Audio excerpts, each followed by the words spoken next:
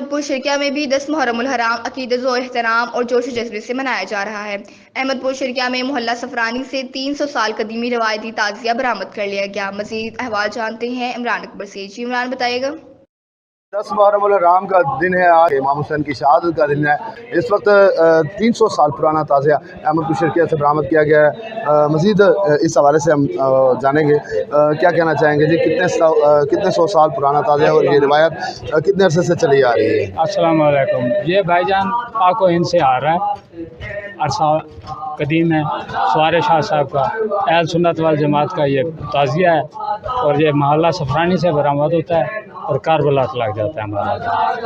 جی یہ بتائیں گے کہ جب اسے تیار کیا جاتا ہے کتنی محنت ہوتی ہے اور کتنا اس پہ محنت ہونے کے بعد کون سے دن یہ جو ہے برآمد کیا جاتا 9 ہے؟ محرم کو یہ ہمارے گھر سے نکلتی ہے، سر رات کو ہوتی ہے اور صبح 10 بجے یہاں سے آستانے سے کربلا تک شام 7 اہل سنت کی جانب اہل سنت کی جانب سے اہل سنت جماعت کی جانب سے جو ہے تعزیہ برآمد کر لیا گیا ہے۔ اس وقت احمد پور شرکیہ میں دیکھا جائے تو یہ تعزیہ اپنے روایتی راستوں سے ہوتا ہوا لوشا بخاری دربار پر اور اس کے بعد جو ہے کربلا چوک منیر شہید پر اختتام پذیر ہوگا۔ جی